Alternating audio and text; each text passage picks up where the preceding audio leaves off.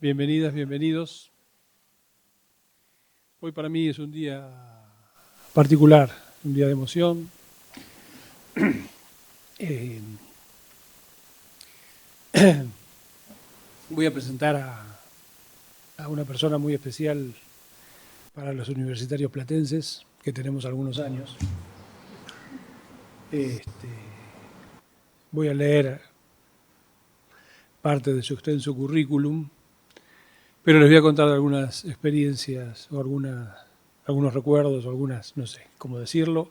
Yo en general intento no ser autorreferencial en las presentaciones o cuando hablo, pero hoy va a ser absolutamente inevitable contarle alguna de mis experiencias con Ángel Plastino.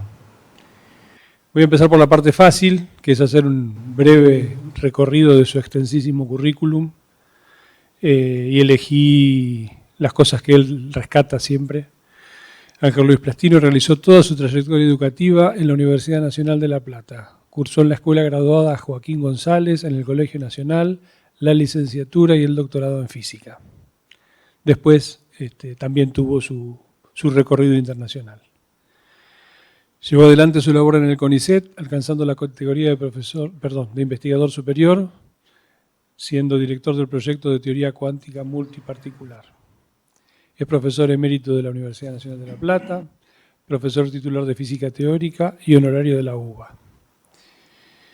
Realizó más de 400 trabajos, orientó 27 tesis doctorales, es profesor visitante en varios países del mundo, tiene varios premios, destacamos el premio Teófilo Isnarde de la Academia Nacional de Ciencias Exactas, el premio a la trayectoria científica del Consejo Cultural Mundial, el premio Conex de Platino y el premio Scopus Argentina. En 1986, después de 2 años de normalización de las universidades nacionales, La Plata convoca a su primera elección en este periodo democrático y Ángel Plastino fue elegido presidente y fue presidente de la universidad durante 2 periodos, 86-89, 89-92. Y ahí lo conocimos, ahí lo conocí. Yo en esa época me recibí en el observatorio. Ángel pasó por el observatorio cuando estaba de campaña. Entre otras cosas dijo que me llamó mucho la atención, que era científico. Yo no sé si vos te acordás, Ángel. Católico y de gimnasia. Todo eso. Fue una presentación rara.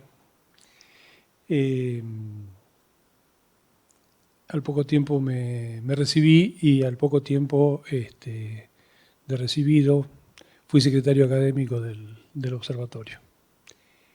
Así que me tocó compartir todos esos años, mientras Ángel era presidente, yo estaba en la gestión de esa presidencia en el observatorio.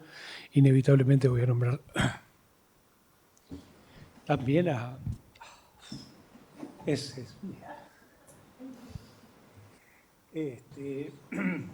César Mondinari, que me invitó a acompañarlo en aquellos años.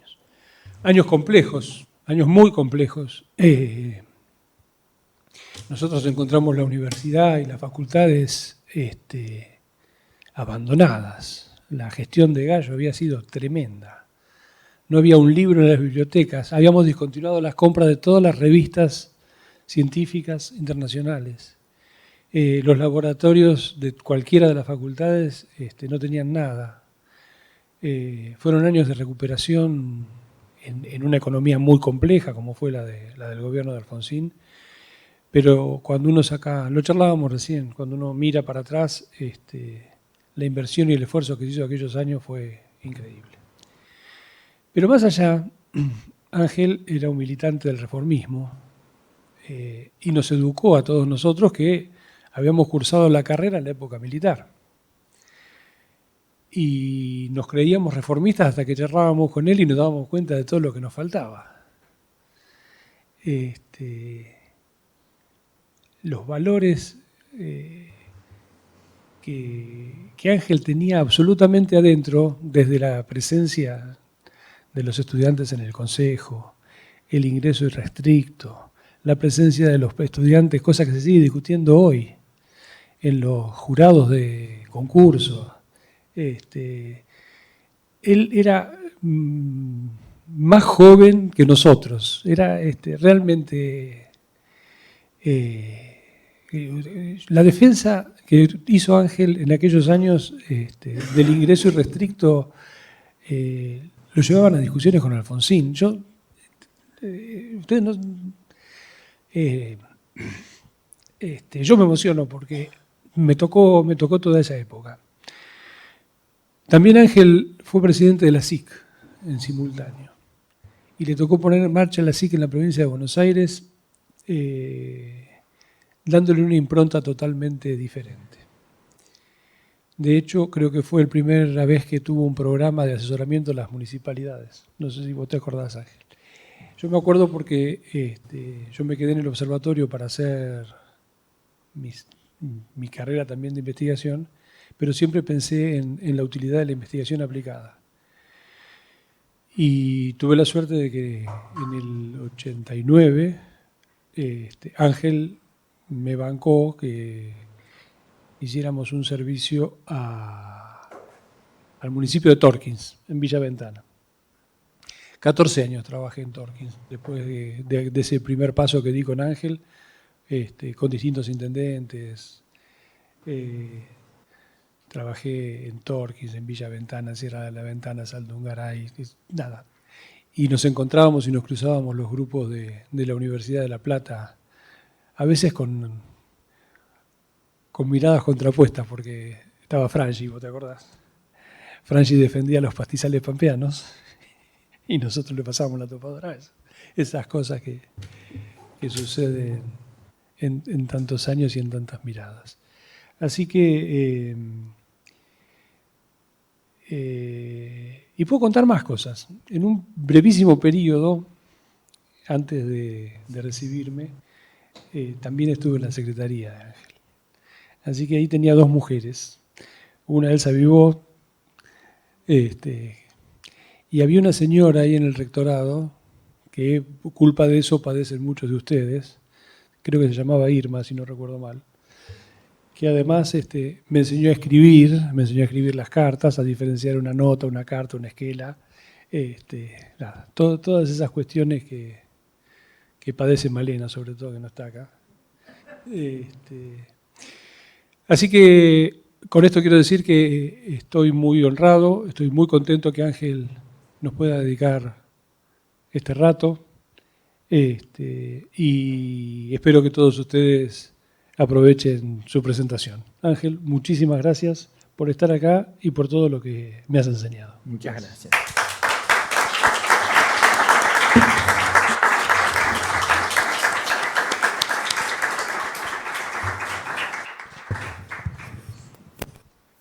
Buenos días, es un gran gusto estar aquí. Agradezco mucho al señor rector por sus generosas apreciaciones y exageradas. Y mi idea es hablar un poco de historia.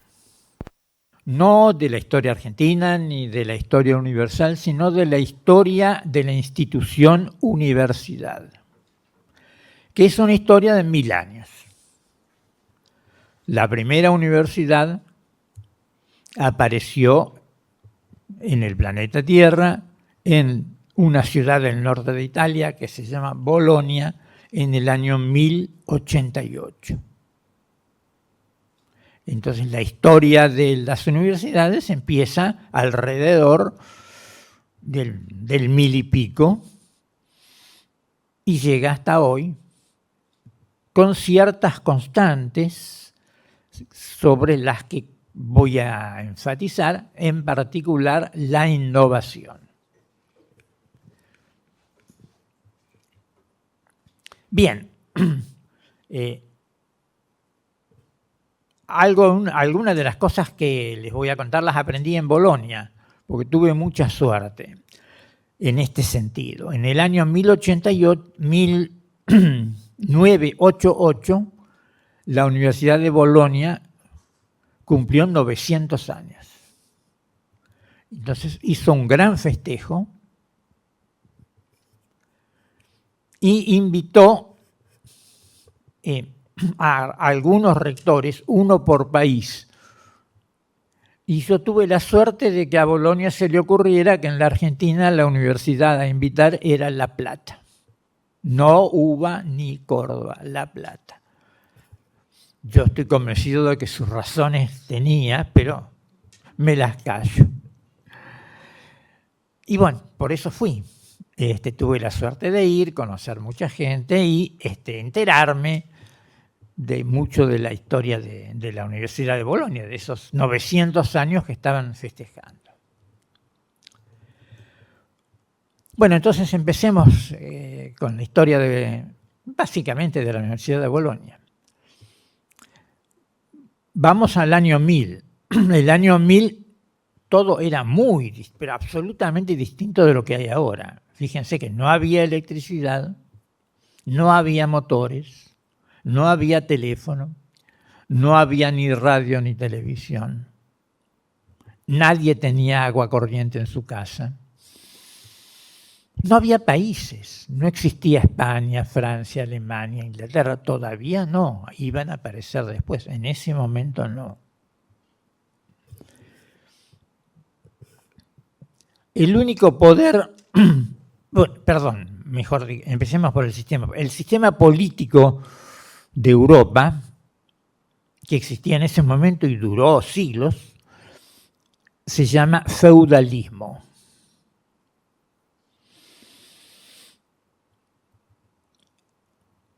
El feudalismo empezó en Europa con la caída del Imperio Romano hacia fines de los 476 es la fecha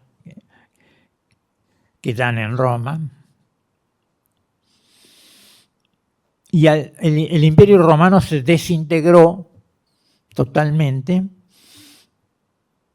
y la sociedad se reorganizó en base a pequeñas extensiones de territorio, más o menos algunos cientos de hectáreas, a veces 1000, muy pequeños. Eso se llamaba feudo.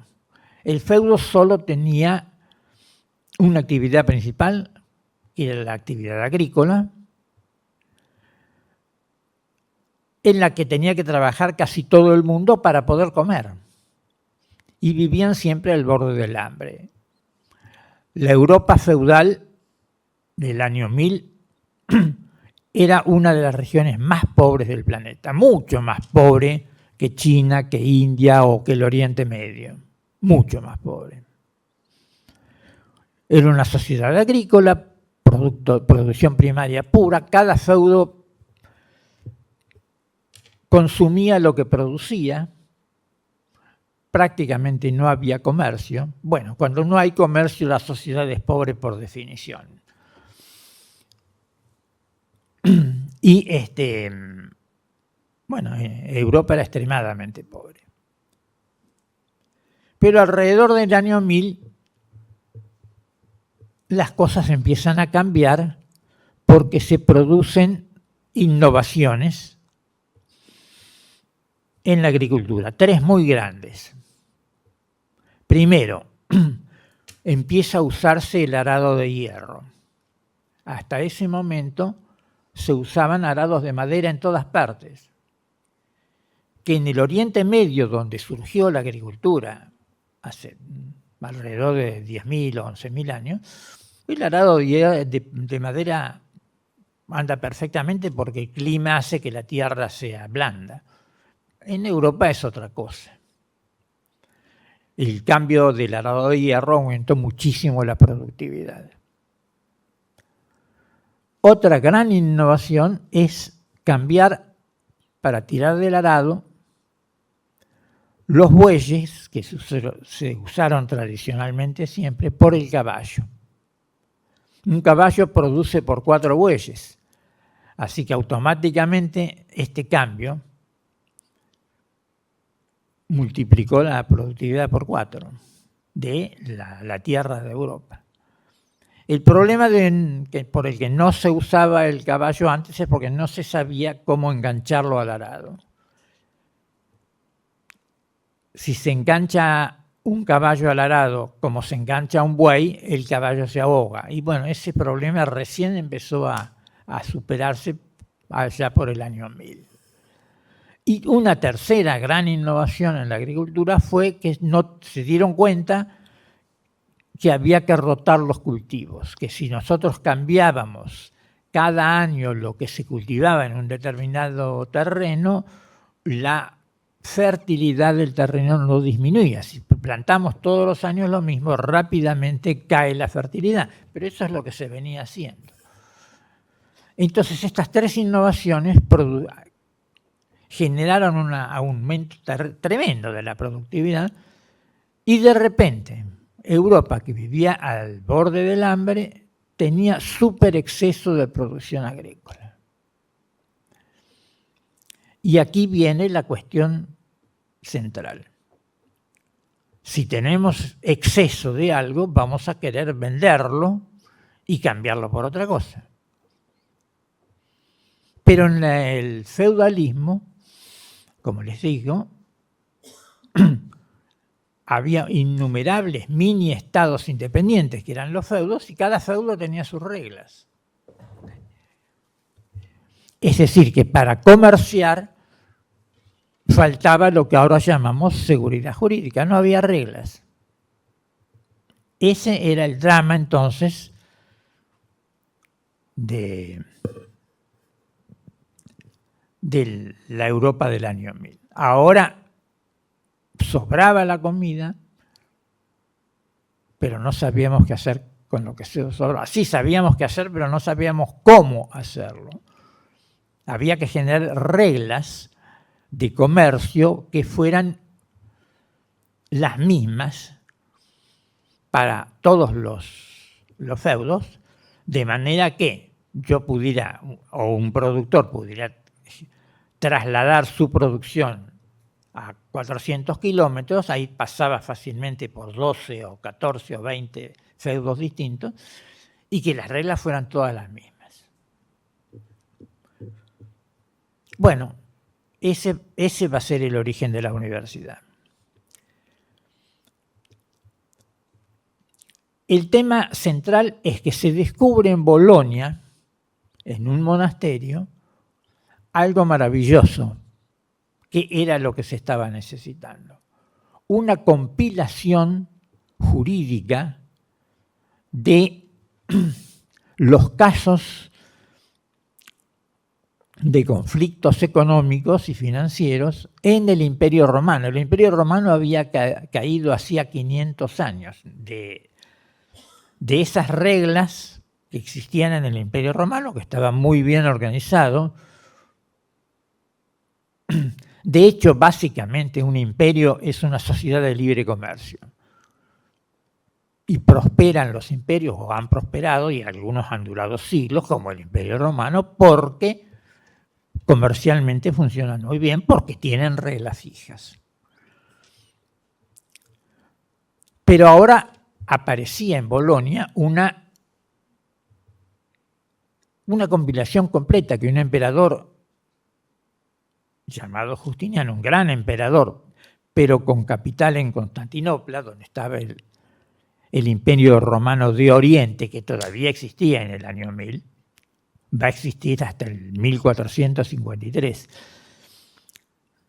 Bueno, a él se le ocurrió hacer una compilación y ahí estaba esa compilación, se había perdido, por supuesto, en Europa, pero aparece mágicamente, cuando más necesaria era, en un monasterio de la ciudad de Bolonia. Pero había otra dificultad. Las lenguas cambian con el tiempo y cambian bastante rápidamente con el tiempo. Si nosotros queremos leer hoy un texto en castellano de hace 500 años, no vamos a entender casi nada, porque el castellano de hace 500 años es muy diferente del castellano de hoy. Y lo mismo pasaba con el latín en el año 1000. El latín se seguía hablando, se hablaba en la iglesia, pero había iglesias en todas partes. Es decir, que la lengua existía como lengua viva, no como lengua muerta. Y las pocas personas que sabían leer, qué sé yo, el 1% de la población, tal vez o menos, leían en latín y hablaban en latín. Pero en el latín de ese momento. El otro evento mágico es que en Bolonia había un señor llamado Irnerio que era capaz de leer el latín antiguo de hace 500 años. Entonces, aparecida la compilación, este señor Irnerio se pone a traducirla al latín, no de hoy. El latín ahora murió, así que el latín de hoy es el mismo que el de hace 1000 años. Pero era lengua viva en esa época y entonces el latín del 500 y pico en que Justiniano hizo la compilación era muy distinto del latín que se hablaba en el año 1000. Pero Irnerio dominaba el latín antiguo para él, aún para nosotros, y pudo empezar a traducirlo al latín actual. Pero hay algo más. El derecho romano, que se estudia en todas las universidades, en las facultades de Derecho, porque es la base del derecho en Occidente,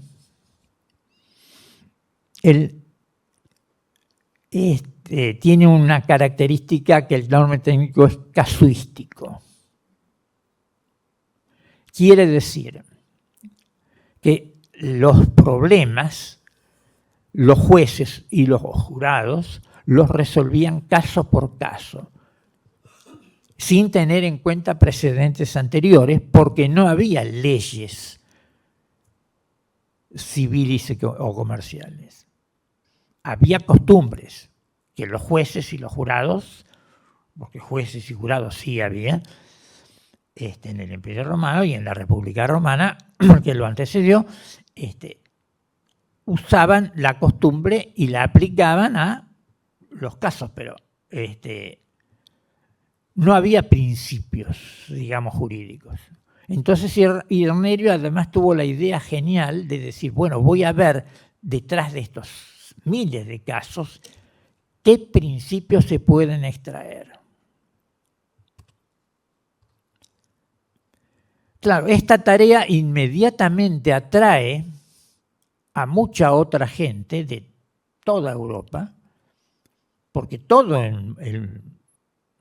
la gente, más o menos, que una muy pequeña fracción de la población, pero igual son unos cuantos, sabían que ese era el tema básico del momento, era tratar de generar reglas para el comercio en la Europa del año 1000. Entonces Bolonia empieza a llenarse de gente que viene a curiosear primero y aprender de lo que está haciendo Irnerio y finalmente a ayudarlo.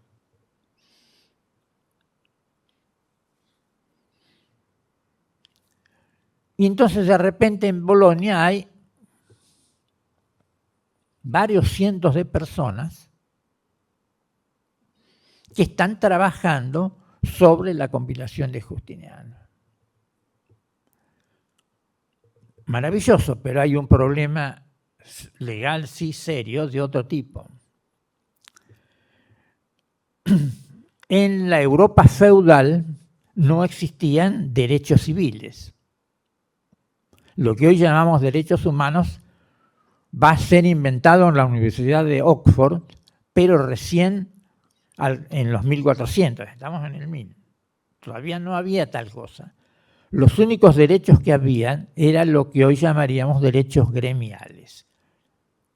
Es decir, una persona era o bien noble, o sea, era un señor feudal, que era el dueño del feudo, y su familia, o bien eran campesinos que trabajaban para el señor feudal y le pagaban con parte de su producción, o bien eran siervos, o sea, esclavos, que trabajaban la tierra del señor feudal sin ninguna paga, o bien tenían oficios, panaderos, carpinteros, herreros, los oficios que tenemos hoy.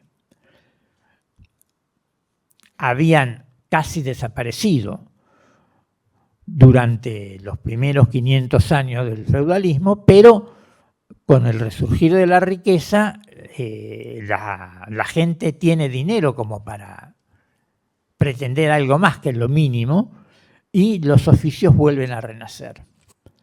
Entonces, una persona tenía derechos si era miembro de un gremio. O el campesino tenía derecho a la protección del señor feudal siempre y cuando le pagara una cierta parte de su cosecha. Pero si uno no estaba en ninguna de esas categorías, no era ni carpintero, ni siervo, ni campesino, estaba librado a la suerte. Y había una institución que se llamaba la represalia, que era terrible para alguien que no estuviera en un gremio, porque resulta, la represalia funcionaba así. Si yo en Bolonia, un napolitano me ha hecho algún daño, tengo derecho a cobrármelo de cualquier persona de Nápoles que no esté en un gremio. Y esas personas, ¿quiénes eran? Los que estaban con Irnerio, que venían de toda Europa, trabajando sobre la compilación del derecho romano de Justiniano. Con lo cual su inseguridad era tremenda. Esto requería una solución urgente.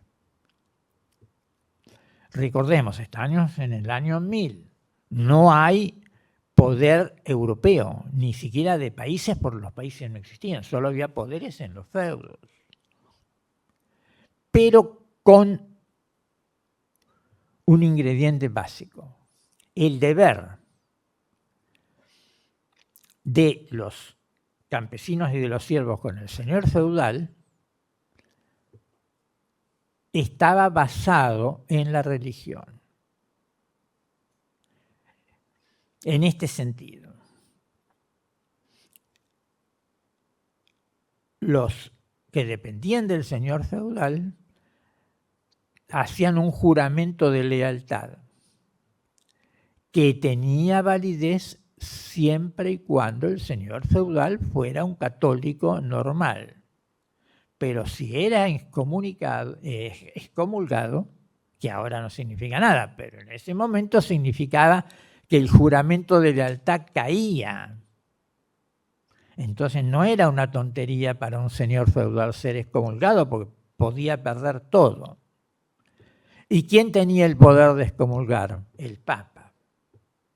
Por lo tanto, el Papa en esta época tenía poder terrenal real, porque él decía quién era o qué no era. Los señores feudales podían tener el título de rey, por ejemplo, el rey de París, no de Francia, que no existía, pero el rey de París sí existía.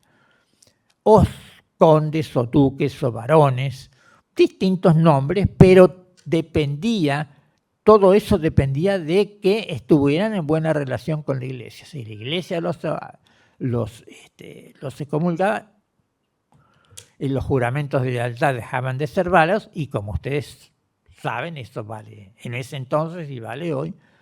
Si hay vacío de poder, no va a faltar quien lo quiera ocupar. Es decir, no es una tontería que no valga que me excomulguen para un conde, porque automáticamente pierdo mi poder, porque va a haber otro que va a querer ser conde.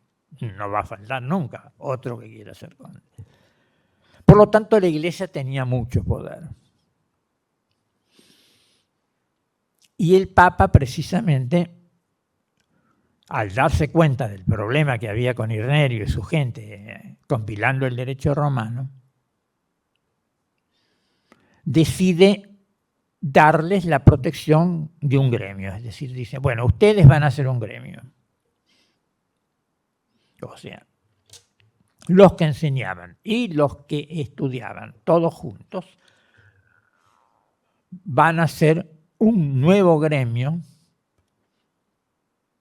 a partir de 1088. Por eso esa es la fecha. Ahora bien, estos decretos papales se llaman bulas y tienen un nombre que es la primera palabra de la bula.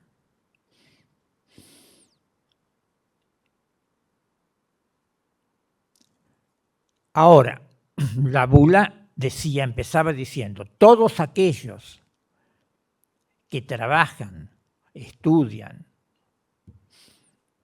o contribuyen de cualquier manera a traducir la compilación del emperador Justiniano en Bolonia, todos ellos forman un gremio. Ahora, la palabra todos en latín se dice universitas.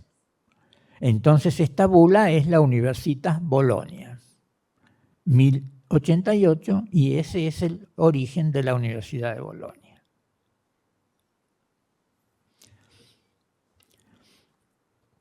Ahora bien, ¿qué hacían en esa universidad? Básicamente estaban generando conocimiento. No estaban, había los más avesados enseñaban y los que los ayudaban aprendían, estudiaban. O sea, había profesores y había estudiantes.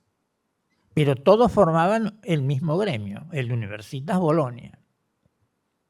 De ahí, la palabra universitas después se va a trabajar, a modificar a universidad, pero ese es el origen. Pero lo que se hacía en Bolonia era original y lo que se enseñaba era lo que la misma universidad producía.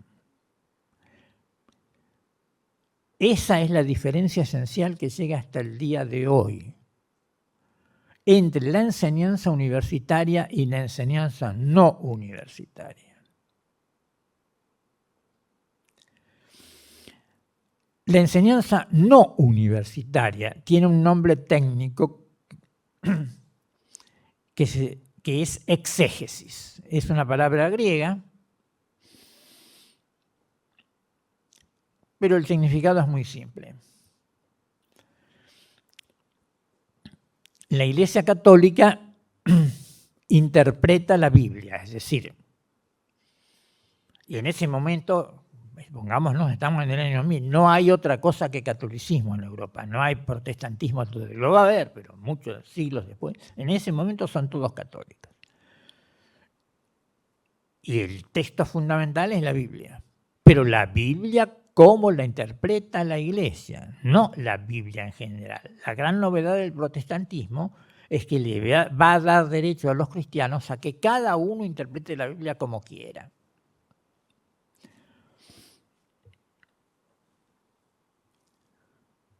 Pero esto no era posible en el año 1000 por razones técnicas, porque los libros estaban escritos a mano, eran carísimos. Muy poca gente podía tener una Biblia, a lo mejor el duque y por supuesto en las iglesias y nada más, porque era carísimo, porque estaba escrito a mano. Todos los libros estaban escritos a mano. Cuando en los 1400 y pico se inventa la imprenta y los libros entonces se empiezan a producir masivamente y bajan muchísimo de precio, ya mucha gente va a tener Biblia. Y puede surgir el protestantismo, pero en el año 1000 no tenía sentido. Ahora bien, entonces en el año 1000 hay una única versión de la Biblia que es la de la Iglesia Católica, que no es la Biblia original, es lo que la Iglesia interpreta de la Biblia, la Iglesia Católica, que no es para nada es lo mismo.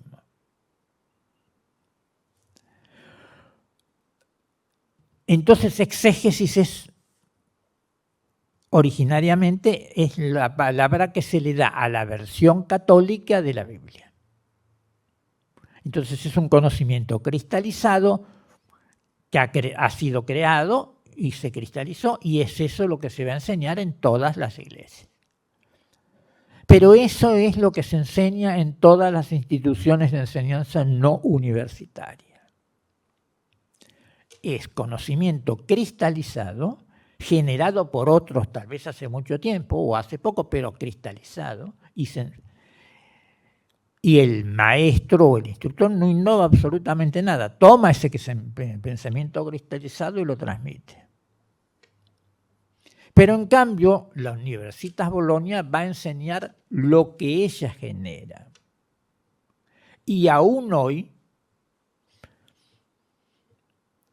en la universidad, cada profesor lo que enseña es lo que él o ella interpreta del tema que está enseñando. Que no es lo mismo, no es para nada lo mismo. Porque cada profesor, cada profesora tiene su interpretación. Aún en temas tan, digamos, rígidos como las matemáticas. Por ejemplo, matemáticas de primer año. Todos los ingenieros tienen que cursar algo que se llama análisis matemático. El análisis matemático fue inventado hacia fines de 2600, pero independientemente por dos grandes pensadores de los más importantes que ha tenido la humanidad. Uno se llama Isaac Newton en Inglaterra y otro se llama Leibniz en Alemania. Los dos inventaron el análisis matemático independientemente, con distinta notación y distinta interpretación. ¿Y qué pasa hoy? Cada profesor de análisis matemático enseña lo que él interpreta o la mezcla que él hace entre Newton y Leibniz, que es distinta en cada caso. Entonces hay que tener mucho cuidado porque dos profesores distintos de análisis matemático de primer año de ingeniería van a dar cursos diferentes.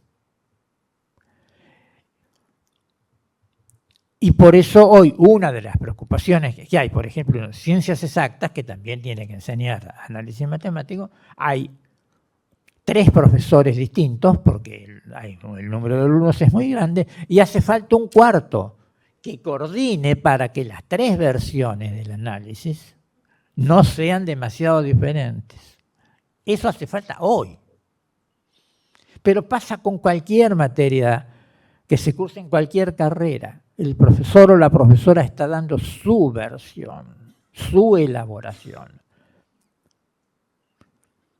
Y además, la mayoría dice, sobre tal tema, bueno, fulano piensa esto, mengano piensa esto otro, y sutano piensa esto otro. Lo dice el profesor en la clase a los alumnos. O sea que el alumno universitario está permanentemente viendo críticamente su tema porque es consciente de que se interpreta distinto por distintas personas.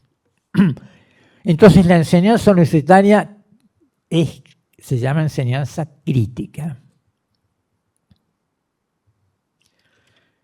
Y este es el gran mérito de la universidad. Porque fomenta lo que se llama el razonamiento crítico. ¿Qué es el razonamiento crítico? O el pensamiento crítico es más apropiado. El pensamiento crítico es una capacidad mental de poder interpretar racionalmente y objetivamente algo que se nos diga o que se nos proponga, o datos de la realidad, o situaciones de la realidad. El que tiene la capacidad de pensamiento crítico va a ver las cosas y sus alternativas. El que no pasa por la universidad, en general, no tiene esa capacidad mental. Ciertas profesiones las fomentan, por supuesto. Un periodista, por su propio trabajo, va a generar su capacidad de pensamiento crítico, pero no un carpintero. Un carpintero va a recibir cristalizado el conocimiento de su maestro y lo va a seguir. Y es la misma desde hace muchos años, con alguna pequeña innovación cada tanto. Pero que no se critique. En cambio, el estudiante universitario que ha hecho, digamos, ha aprobado 12, 13, 14 materias de cualquier carrera, como ha sido expuesto ya durante bastante tiempo a una enseñanza crítica, genera su capacidad de pensamiento crítico. ¿Y por qué es esto importante? Porque todas las organizaciones de la sociedad funcionan en base a dirigentes que tengan capacidad de pensamiento crítico. Si no la tienen, la organización básicamente desaparece. O sea que nuestra sociedad y las instituciones importantes de nuestra sociedad dependen de que en esa sociedad haya bastante gente con capacidad de pensamiento crítico.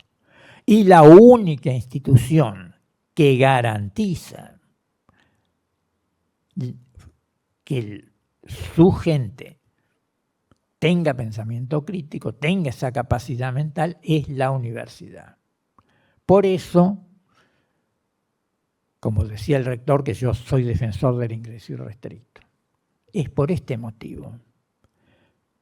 La Argentina tiene muy pocos estudiantes en relación al total de la población. La mitad que en España, por ejemplo, o que Canadá. Muy pocos jóvenes acceden a la universidad en la Argentina. Una visión exagerada podrá pensar que son muchos, pero no es cierto, no es verdad, son muy pocos, necesitamos muchos más. Y no podemos perder ninguno que quiera acceder a la universidad, por eso el ingreso tiene que ser restricto. Porque la Argentina, como cualquier país, necesita que haya un número suficiente de personas con capacidad de pensamiento crítico, y esto sistemáticamente lo da la universidad, con 100% de eficiencia. Si alguien aprobó 14 materias en la universidad, ya tiene capacidad de pensamiento crítico, no hay cuestiones, es así. Y la sociedad necesita desesperadamente de esa gente, no lo sabe, pero lo necesita. Bueno, por eso el ingreso irrestricto. No lo necesita Inglaterra, porque en Inglaterra sobra la cantidad de gente que quiere ir a la universidad. En Estados Unidos sobra la cantidad de gente que quiere ir a la universidad. Pero no en Argentina. En Argentina falta y falta mucho. Entonces no podemos darnos el lujo de perder a nadie de los poquísimos que quieren ir a la universidad. Después verá, la misma universidad hará el filtro en forma natural. Pero nos aseguramos, con el ingreso irrestricto, de que la universidad acepte a todos los que tienen interés en ir a la universidad.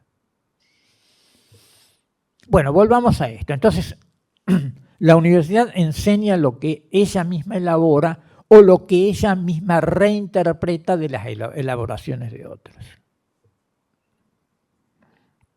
Y además hace innovación. ¿Qué estaban haciendo Irnerio en Bolonia? Innovación, nada menos que estaban creando el derecho civil y comercial que llega hasta hoy. Básicamente el derecho comercial y civil de Occidente es lo que se generó en Bolonia durante los primeros siglos de la existencia de la Universidad de Bolonia. Ahora, la Universidad de Bolonia, para Bolonia, fue un auge extraordinario económicamente, porque en ciudades que como mucho tenían 3.000 habitantes, tener 400 que vienen de afuera y consumen y pagan y gastan es económicamente muy favorable. Pero por otra parte, la Universidad de Bolonia, como estaba creando derecho, rápidamente la Iglesia se da cuenta de que su derecho, que tiene la Iglesia, que se llama derecho canónico, también convendría ser sistematizado como lo hacía Bolonia con el derecho civil. Y aparece también en Bolonia como otra actividad intelectual formular en serio el derecho canónico. Ante el éxito de Bolonia, primero como comercial por la ciudad, pero político también, porque las polémicas entre los señores feudales, en lugar de resolverse mediante combates en los que moría gente y era caro, podían resolverse jurídicamente. Entonces la Universidad de Bolonia asesoraba a distintas ciudades e instituciones y cobraba por ese asesoramiento, firmando lo que hoy existe todavía, que se llama convenios. O sea, los convenios universitarios no son algo raro, como ahora algunos periódicos dicen. Existen desde Bolonia y han existido siempre. La universidad no es ineficiente porque en este momento se están graduando en Argentina alrededor de 1 cada 4 ingresantes a las universidades públicas. No sé, los datos de las privadas no los sé. Pero es lógico que sea así. Déjenme desviarme un poquito para poder decirles por qué es lógico que sea así. ¿Qué significa aprender? Bueno, aprender es un proceso biológico, como respirar o digerir. Aprender es un proceso biológico. ¿En qué sentido? Nosotros funcionamos como seres humanos gracias a lo que puede hacer nuestro sistema nervioso. Y nuestro sistema nervioso funciona en base a asociaciones de neuronas, que son las células del sistema nervioso, se llaman neuronas. Nuestro sistema nervioso funciona en asociación, en base a asociaciones de neuronas que se llaman circuitos neuronales. Entonces, para aprender a caminar, tienen que formarse circuitos neuronales que conecten el cerebro con las piernas, que al nacer no las tenemos, por eso se dice aprender a caminar. Eso tarda 1 o 2 años, más o menos. Aprender a hablar. Es lo mismo. Todo infante tiene la capacidad de que se formen en su cerebro circuitos neuronales que le permiten hablar. Hablar es un proceso biológico complicadísimo porque involucra un montón, la lengua, la laringe, el estómago, los pulmones. Todo eso tiene que estar conectado de una manera especial para que podamos hablar. Y eso se forma automáticamente siempre y cuando esté el estímulo necesario. El estímulo necesario para aprender a hablar es que al bebé se le hable. No, desgraciadamente, si escucha radio o televisión o cualquier otra cosa, o discos o lo que sea, eso no sirve. Necesita la voz humana cerca. Entonces, los que tengan bebés, hay que hablarles. Cuanto más les hable al bebé, más inteligente va a ser. La inteligencia no es otra cosa que la buena y la riqueza y buena disposición de las redes neuronales del cerebro. Ahora, cualquier cosa que aprendamos es un circuito neuronal nuevo. Es decir, detrás de todo aprendizaje hay un circuito neuronal. Entonces, aprender es formar circuitos neuronales nuevos. Y eso se forma con estímulos adecuados. Pero intervienen los genes. ciertos conocimientos, ciertas personas hay ciertos conocimientos a los que no van a poder acceder nunca simplemente porque sus genes malos no los dotaron de la capacidad de generar esos circuitos neuronales. Y mucho de lo que enseña la universidad, lamentablemente, pero es un hecho biológico, no es justo ni injusto, es biológico. No todo ser humano tiene la capacidad de formar circuitos neuronales suficientes como para recibirse. Por eso,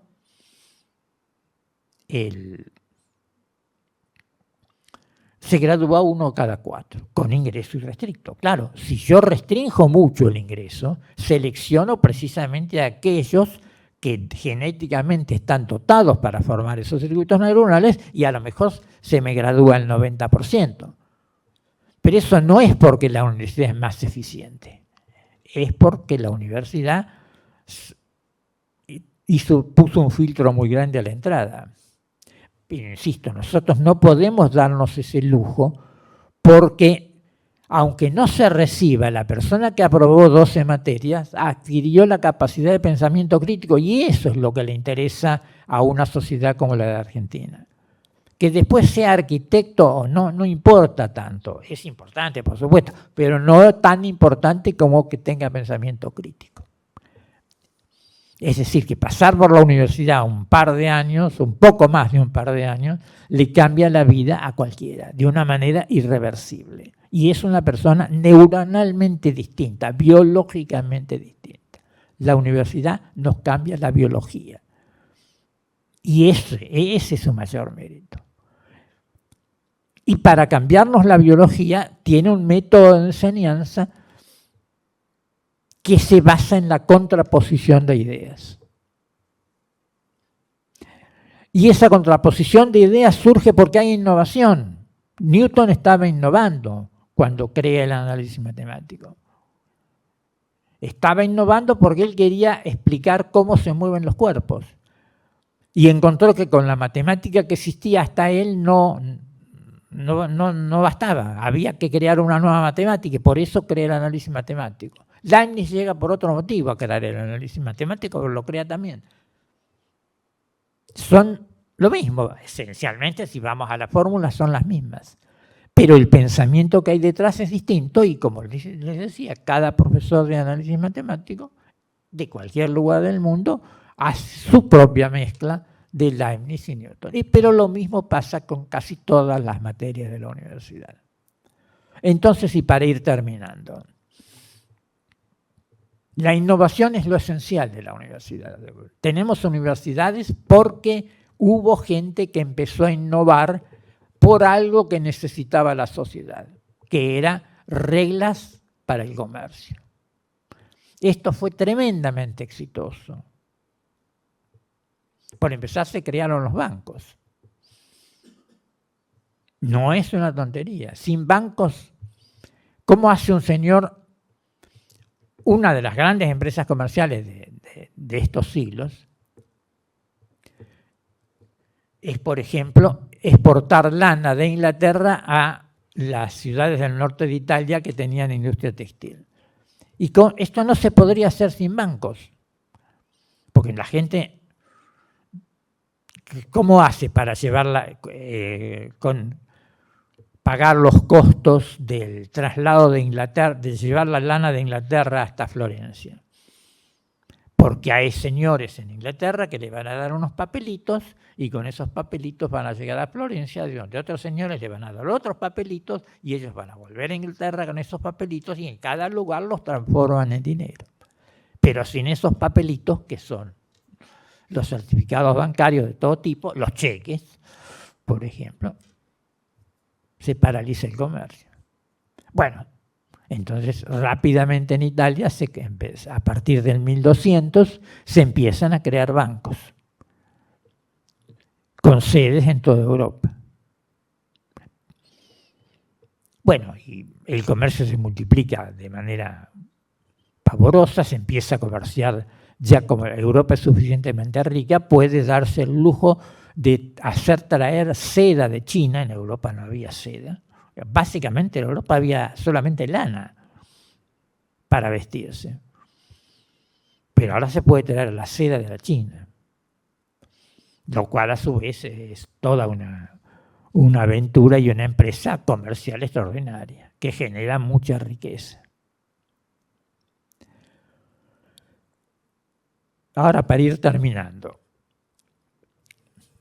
ante el éxito de Bolonia, como les decía, muchas ciudades importantes de Europa van a tratar de tener también universidades, por empezar la Universidad de París,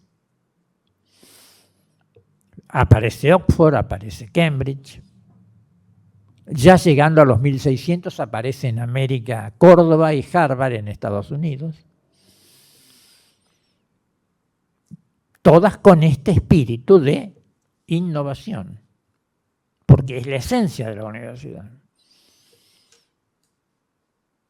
Pero Europa es el único lugar del planeta donde el conocimiento se crea sistemáticamente, porque hay instituciones que se llaman universidades. Y Europa va a ir progresando en todo sentido, y de ser el lugar más pobre del mundo va a pasar a ser el más rico.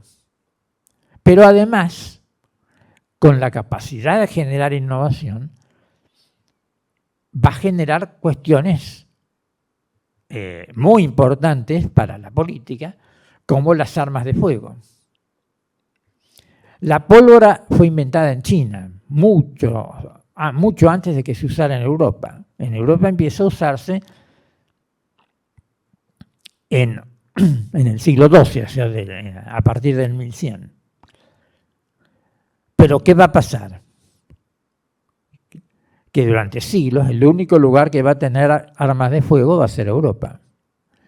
¿Y qué van a hacer con esas armas de fuego? Van a conquistar todo lo que se pueda.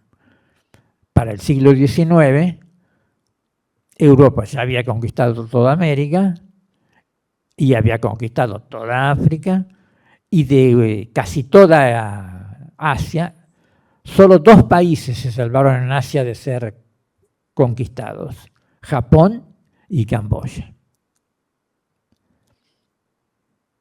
Y termino contándoles la historia de Japón, que tiene mucho que ver con la universidad. Japón se aisló del mundo durante 400 años, decidiendo que no querían tener ningún tipo de contacto con los europeos. Esto es en repulsa a los primeros monjes católicos que quisieron llevar el catolicismo a Japón.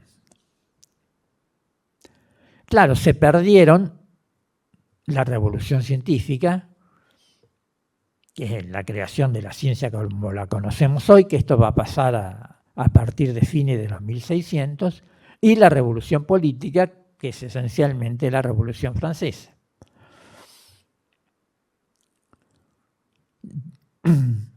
Llegado los 1860, Estados Unidos termina con su terrible guerra civil, donde murieron millones de personas, y tiene un gran renacer industrial y comercial, y se encuentra con que para comerciar no tiene nada, porque los europeos ya tienen toda África y toda Asia. Y se encuentra con Japón. Pero Japón no, entonces vamos a comerciar con Japón, pero Japón no quiere comerciar. Estados Unidos entonces manda una flota de guerra a Japón y le dicen, bueno, ¿comercian o no comercian? Nosotros no tenemos interés en conquistar Japón, pero sí tenemos interés en que nos abran los puertos y nos dejen descargar nuestras mercaderías. Y Japón, que no tenía armas de fuego, tuvo que aceptar. Pero Japón es Japón. Japón se pregunta, pero ¿cómo diablos estos bárbaros pueden dominarnos de semejante manera? Entonces el emperador manda una misión con la mejor gente que puede encontrar a Estados Unidos, con la excusa de firmar pactos comerciales, pero con la real tarea de averiguar en qué radicaba la superioridad de Estados Unidos. La comisión pasa 4 años en Estados Unidos y vuelve y le dice al emperador: emperador, el secreto del poderío de Estados Unidos es que tienen una institución maravillosa que se llama la universidad. Japón no tenía universidades, ni siquiera escuelas secundarias. Era una sociedad totalmente primaria e industrial. Y entonces el emperador dice: vamos a fundar nuestra universidad. En 1878 el emperador funda la Universidad de Tokio, la primera universidad de Japón, y le da esta misión: traer la ciencia europea a Japón y fomentar la industrialización de Japón. 1878. Ya en 1895, muy pocos años después, Japón está exportando productos industriales. Y en 1903 entra en guerra con la Rusia de los zares.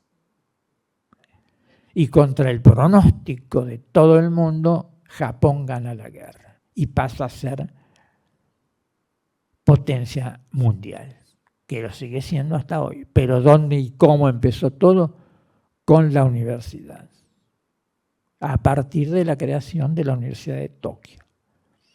Hasta el día de hoy, el juramento del emperador de Japón, cuando asume el trono, es fomentar la ciencia y fomentar la industria,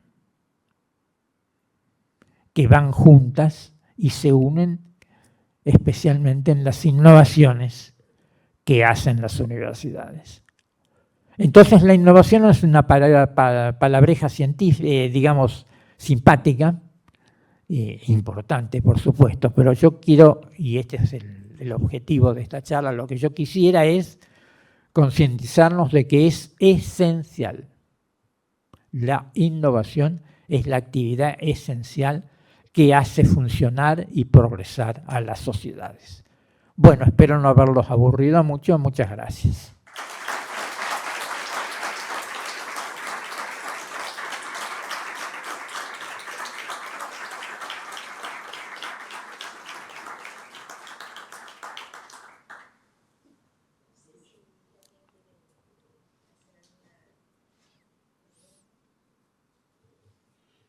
Estamos dispuestos a preguntas, si alguien quiere hacer una consulta.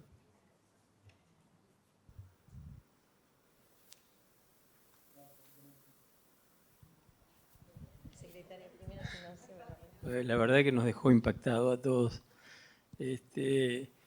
Con toda su trayectoria, que ha visto mucha innovación durante todas estas últimas décadas y que han sido impresionantes y cada vez más frecuentes, cómo encaja innovaciones como es estos nuevos circuitos neuronales, como la inteligencia artificial, que nos pone a todos un poco, nos desubica un poco a todos porque comienzan a aparecer tecnología que nos ayudan a hacer más violenta esa innovación y a veces hasta pensar que puede reemplazar algunas conductas críticas. ¿Cómo lo ve usted después de haber transitado tantas etapas? Bueno, yo he tenido suerte en mi trabajo de trabajar en inteligencia artificial en la década del 90, después tuve que dejarlo, del siglo pasado, ¿no? No es, yo creo que no hay ningún peligro. Por empezar, está en su infancia. La inteligencia artificial es esencialmente diseñar programas de computadoras que puedan aprender por sí mismos. Esto suena misterioso, pero no yo lo he hecho, es decir, yo he hecho ese tipo de programas. Si uno sabe suficientemente de informática, no es demasiado difícil. Lo que pasa es que esos programas van evolucionando ayudadas digamos, una vez que la computadora aprende a hacer algo, una de las cosas que ha aprendido entrado el siglo XXI es a mejorar su propia programación, o sea que a autoprogramarse. Es decir, los grandes avances que están dándose hoy en programación para la inteligencia artificial es el hecho de que la computadora ha aprendido a autoprogramarse y mejorar ella misma sus programas. Lo que de alguna manera parecería que se nos escapó de control. Pero eso no es cierto, porque por empezar, digamos, la computadora la aprendemos y la pagamos nosotros. O sea que de ahí no se va a escapar nunca. Y segundo, la computadora por sí misma no tiene iniciativa. La computadora, si uno le dice, bueno, mejóreme este programa en base a tales y tales pautas, ahora la misma computadora mejora el programa, pero las pautas se las tenemos que dar nosotros. Digamos, el progreso va tan rápido que a lo mejor en algún momento pueden generar sus propias pautas, pero eso yo lo veo difícil. Es decir, lo conozco íntimamente porque he trabajado en ello y sin el programador que está detrás veo muy difícil que las computadoras puedan hacer algo nuevo que se les ocurra a ellos hacerlo. Es decir, la innovación es una parte del cerebro humano. Ahora, un cerebro humano es muchísimo más poderoso que la más poderosa computadora. Porque nosotros tenemos miles de millones de células en cada uno de nosotros.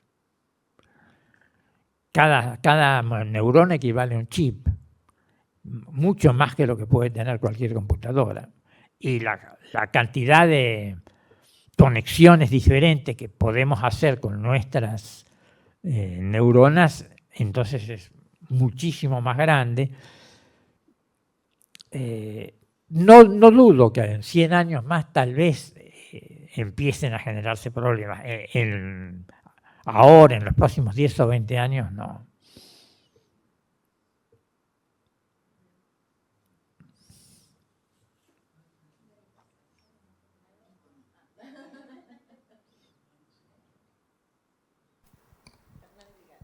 Acá, los dos juntitos.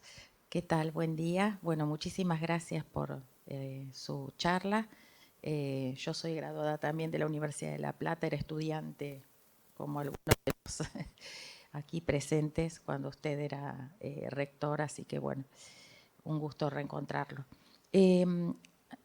Como que me fue disparando algunas ideas que a lo largo de su charla, y una de las cosas con respecto a la innovación, a la palabra innovación, sí, o quizá también un poco a la búsqueda, ¿no?, en políticas científicas, de proyectos a los cuales se los trata de seleccionar como innovadores.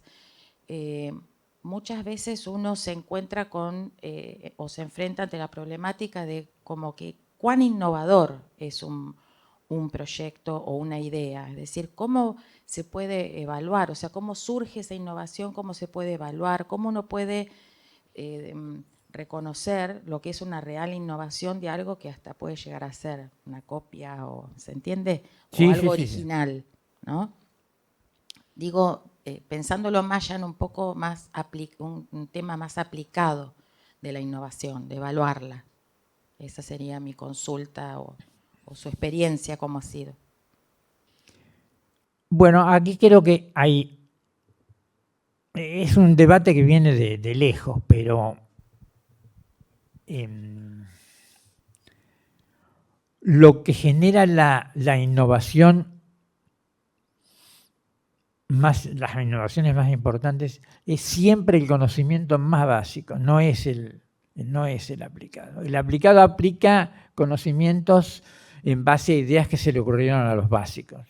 Los básicos son los que generaron todo. Bueno, empezar la inteligencia artificial.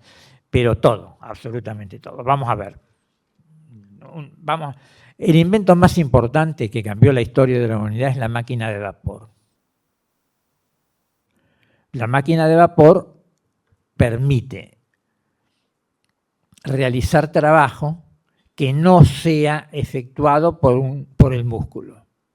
Hasta que aparece la máquina de vapor en la segunda mitad de los 1700, todo el trabajo que se había hecho en la humanidad era por el músculo humano o el músculo animal. Ahora aparece el trabajo de una máquina y eso va a generar lo que hoy llamamos industria y lo que hoy llamamos obreros. No existían antes.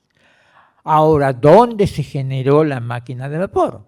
En la Universidad de Glasgow, por un señor que investigaba una ciencia básica que existía y existe hoy, que se llama termodinámica. De los conocimientos de termodinámica, técnicamente se llama el concepto de calor latente, de fusión y de evaporación. Sin ese conocimiento ultra, super básico, no habría máquina de vapor.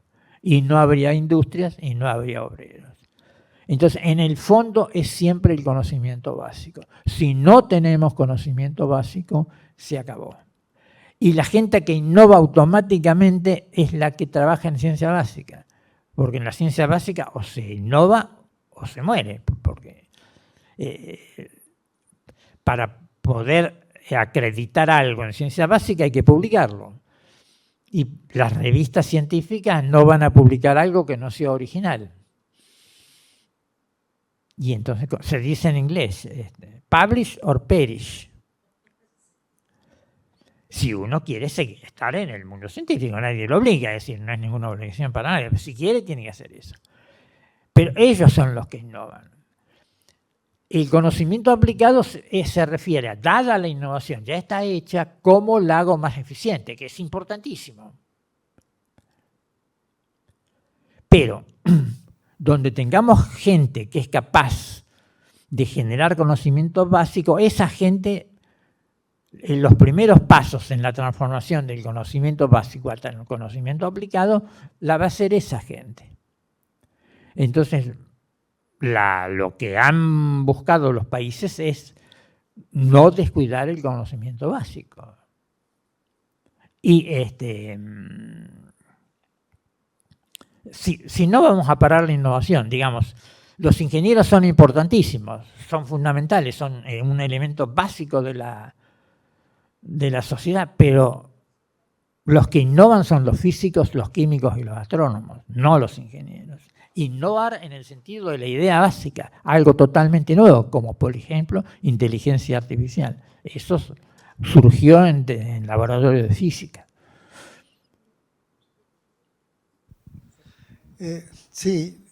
Yo atando las dos preguntas, porque creo que una parte la contestó recién, tomando en cuenta lo que dice de innovación generó el nacimiento de las universidades. ¿Cómo ve el sistema actual de tipo Silicon Valley, ¿no? Que es como una innovación permanente, un nacimiento nuevo, o no? O toma lo básico que usted acaba de decir y toma eso básico para mejorarlo. ¿Cómo lo ve? ¿Eso va a avanzar a nivel mundial? Bueno, el Silicon Valley es un valle que está entre dos grandes universidades de las más importantes del mundo, que son la Universidad de Berkeley y la Universidad de Stanford. En todos los rankings esas universidades aparecen entre las 10 primeras del mundo. Entonces, esa gente, la misma gente de esas universidades, creó las primeras empresas de informática que dieron lugar al nacimiento de Silicon Valley. Y en Silicon Valley lo que hay es un proceso de fertilización cruzadas entre el conocimiento básico que generan Stanford y Berkeley y los requerimientos que las empresas informáticas hacen de más conocimiento básico para generar más innovación. Es decir, que van las dos cosas juntas. En La Plata se está produciendo un mínimo fenómeno de ese tipo entre empresas de software que hay en La Plata y la informática que se hace en la Universidad de La Plata y ya tenemos un unicornio. En La Plata se generó un unicornio, que son las empresas que valen más de $1.000 millones, que es sobre informática y que se llama Globant. Y Globant surgió alrededor del departamento ahora es facultad, en ese momento era departamento de informática de la universidad.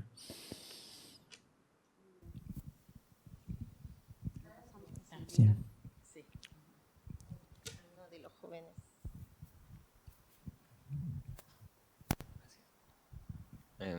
Hola, yo quería más que nada decirte que me gustó mucho tu charla y que mucho de lo que dijiste me hizo acordar bastante una frase que escuché mucho desde que arranqué la universidad, y es que la universidad transforma. Exacto. Es una frase que me gusta mucho, que la siento bastante en mí y en muchos compañeros, y quería decirte ese pensamiento que me diste y agradecerte. Nada más. Muchas gracias, muchas gracias.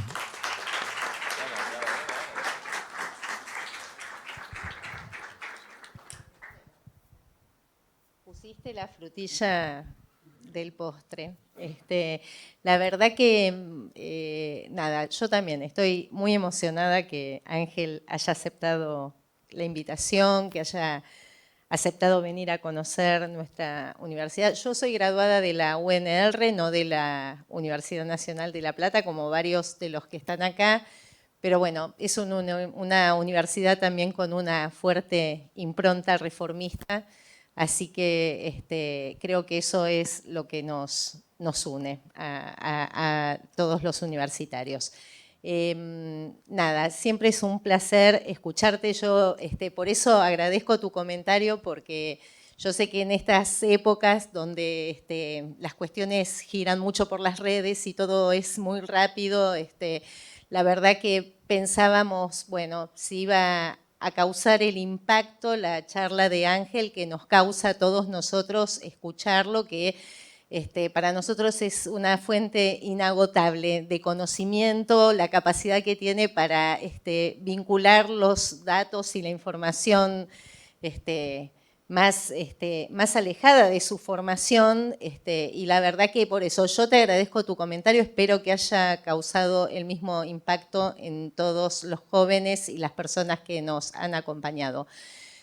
Espero que no sea la única charla. ¿Cómo no? ¿Cómo no? Espero Mucho que puedas aceptar alguna nueva invitación. Por supuesto. La verdad que gracias otra vez, y lo despedimos con un fuerte aplauso entonces.